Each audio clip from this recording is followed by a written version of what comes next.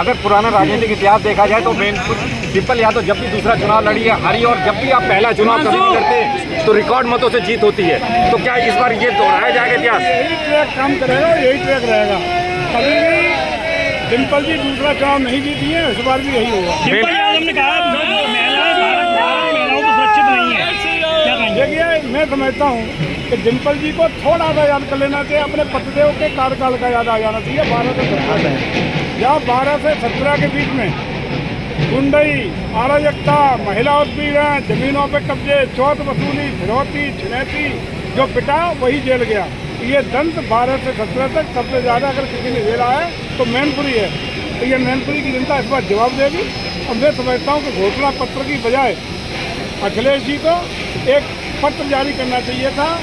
अपना हमने जो गलतियां 12-17 बीत की हैं उनकी पुनरावृत्ति नहीं होने देंगे। अगर सत्ता उत्तर प्रदेश की देती है तो अच्छा रहता। राहुल गांधी कह रहे हैं कि किसानों को MSP मिलना चाहिए और युवाओं को रोजगार, महिलाओं को बेरोजगारी से दूर करना चाहिए, लेकिन भारतीय जनता पार्टी इस पर बिल्कुल ध्यान नहीं दे रही है। आज पूरे देश में आदरणीय मोदी जी की गारंटी पर गारंटी की मानते हुए विश्वास है, योगी जी के कामों पर विश्वास है। मोदी जी ने जिस तरीके से देश को ऐतिहासिक रूप से कीर्तिमान कायम करते हुए 11वीं अर्थव्यवस्था से देश को 5वीं अर्थव्यवस्था बनाया है, सामरिक दृष्टि से, आर्थिक दृष्टि से गरीब कल्याण के लिए जो योजना देने का काम किया है वो एक एक गरीब व्यक्ति तक पहुंचने का, बिना किसी राजनीतिक, सामाजिक या सांप्रदायिक बिना भेदभाव के जन जन तक पहुंचाने का काम किया है। उत्तर प्रदेश का जंगल राज खत्म करके उत्तर प्रदेश में कानून का राज हमारे योगी जी ने दिया है और उसी का परिणाम है कि देश की जनता, प्रदेश की जनता और मैनपुरी की जनता भारतीय जनता पार्टी को विश्वास कर रही है। भारतीय जनता पार्टी ने आप पे विश्वास जताया है और आपको प्रत्याशी, आपको भारतीय जनता पार्टी ने चुनाव हारने के लिए भेजा है। यही उन्होंने कहा है, चुनाव हराने के लिए भेजा है।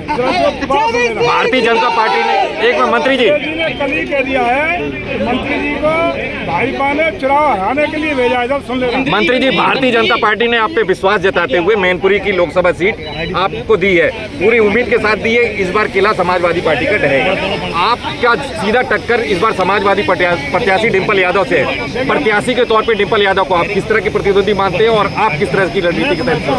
हम भारतीय जनता पार्टी के नेतृत्व के आभारी हैं, कृतज्ञ हैं। जिन्होंने मैनपुरी जैसी समाजवादी पार्टी की मजबूत सीट को, उस किले को ध्वस्त करने का, जिस किले को समाजवादी पार्टी अपना किला बता दी है, उसको ध्वस्त करने का जिम्मा जैविक सिंह के ऊपर विश्वास। मंत्री जी एक सवाल, निश्चित रूप से विश्वास में खरा उतरेंगे, परिवर्तन आएगा, कमल खिलेगा, किला ध्वस्त होगा, भगवा फहराएगा। मंत्री जी आपके